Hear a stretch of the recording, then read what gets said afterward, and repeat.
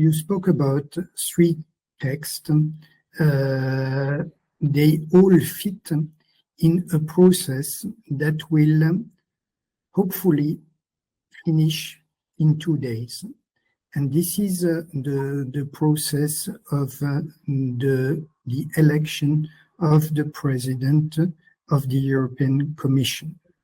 This process I will briefly comment because I'm not sure that everyone is familiar on both sides of the channel, because it's even not well known by the European, because this is one of the late implementation steps of the Lisbon Treaty, the election of the President of the European Commission and the political process around.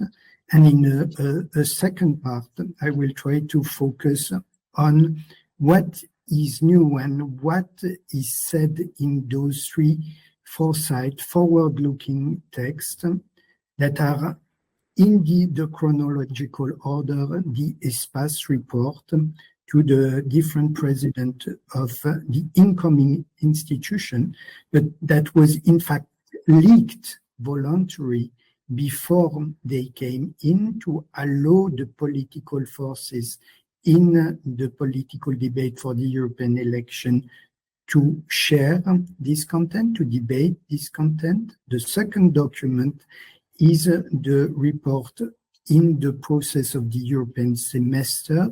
This is what some call the Draghi report, because he was one of the main contributors. And you alluded to, James, to the third document, that is the document of the European Council, a document with much more legal force and political force. And this was a document published late June.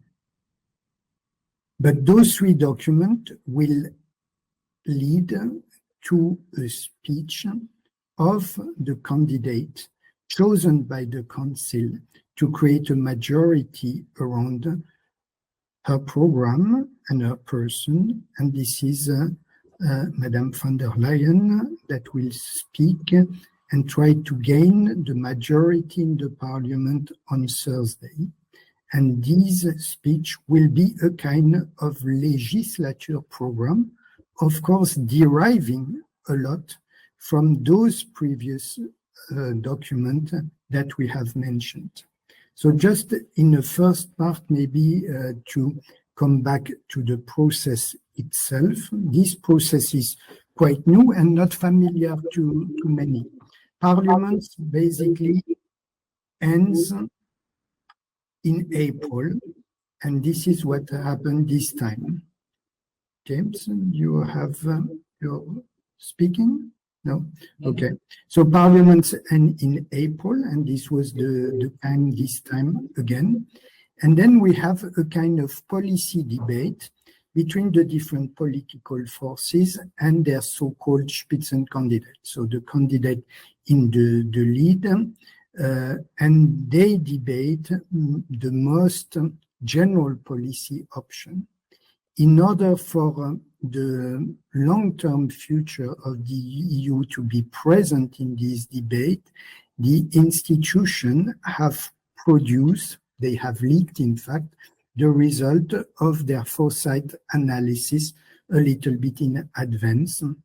This is a foresight analysis that will be available to the president, the incoming president of the institution, but it was decided to make the key findings available already in April so that there could be a debate about these options for the future, this question for the future, and we will see in a minute what they are.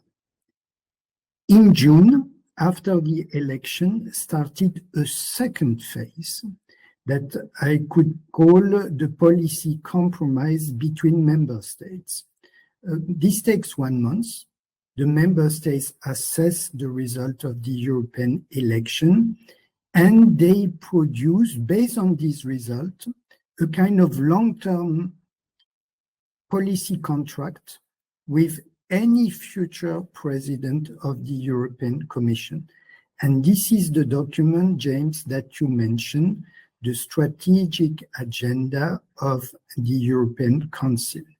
Of course, they have read the ESPACE report.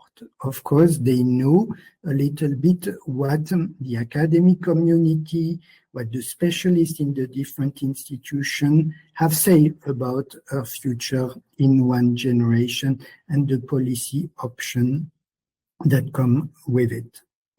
But they have their own view, they have their own priority, they have their own history, and they have their own compromise between member states. And this is the second document we will comment. But this time, differently to previous time, we had an addition to it. In June, we also had the so-called European Semester report, to which Mario Draghi, the former head of the European Central Bank, give a very important contribution and also accompanying speeches saying, guys, we have a massive problem with competitiveness, and this should feature high in the priority. And this call was to a certain extent heard by the European Council that reshaped their document to take into account some of the warnings and the ideas that were channeled by Draghi in the so-called semester report in June. Now we are starting, and we are almost at the end of a third phase, that is the coalition building between political forces. This is more compromise about people, but it's also compromise about program. This is the phase that will lead, if everything goes well, to the election of a new president of the European Commission based on a program, a policy program that will be adopted by the majority of the House here in 2 days. So this is the missing piece. This is the end of the game piece in this process of selection and coalition building. What will be next? What will be next will be the programming phase properly after the election of the president of the Commission. The different commissioners, the college, will precise what they're up to in the next 5 years, and they will be heard in formal hearings in the Parliament in September, October, for the whole system to be hopefully voted and confirmed in November. And then in December, hopefully we'll start the implementation phase with the change of the president of the European Council. At this moment, we will have all the leaders of institutions together with a program supported by the majority in place. I wanted, sorry, James, to be a little bit long, but to come back on this process that is derived from the new responsibility of the European Parliament to elect, not to confirm, but to elect the president of the European Commission based on a program before we go to the hearing you were familiar with in the past. So now let's go to content. What is new in these 3 foresight documents that will obviously be a source of inspiration for the president of the European Commission. There are 2 elements of novelty here. The first element of novelty is the content, things that were not here before. The second element of novelty, and maybe it's even more important, are the priorities. How this is coming on the top or not on the top of the agenda. So let's start with the ESPACE report. and see how this was changed during the month of June by the impact of the Draghi report and the kind of recreation of what was in the Espace report and many other foresight reports in the strategic agenda of the Council. In the Espace report, like in the strategic agenda of the Council, we see clearly the impact of the war in Ukraine. Geopolitics is now topping the priority of all those foresight documents. 10 years ago, when you, James, with a group of friends, you were active in preparing the first Espace report or the second Espace report in 2014, geopolitics was here, but it was priority number 4. It was the geopolitical revolution. We said at the time it was important coming the Cold War.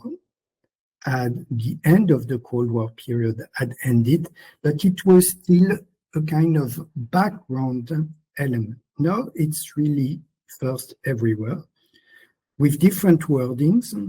In the Espace report, the emphasis was more on the risk of disinformation, hybrid warfare, cybersecurity, while the Council, the European Council, is much more explicit on security, hard military problems, peace, and combine this with a call for enlargement, transatlantic cooperation, burden sharing with NATO, and also a comprehensive migration policy. So, in April, Espace was more on description. Of course, the European Council is more on policy options that were partly derived from the time of the Versailles Declaration 2 years ago, just after the invasion of Ukraine by the Russian forces.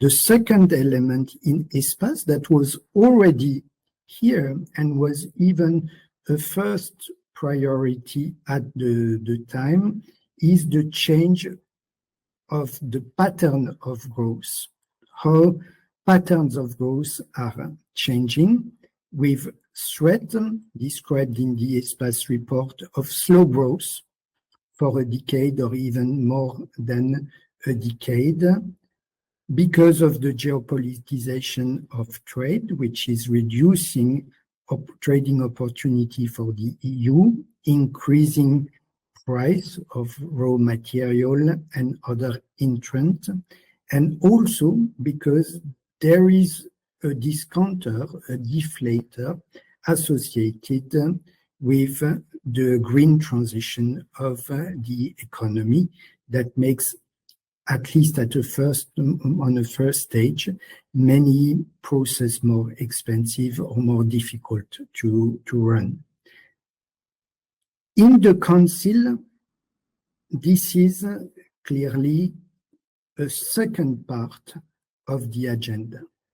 But the Council doesn't address this priority in terms of description of the growth factor, but rather in terms of competitiveness, saying competitiveness of the EU has been eroded, a big part because we have been lacking the size of investment and the direction of investment we were needed for almost 20 years.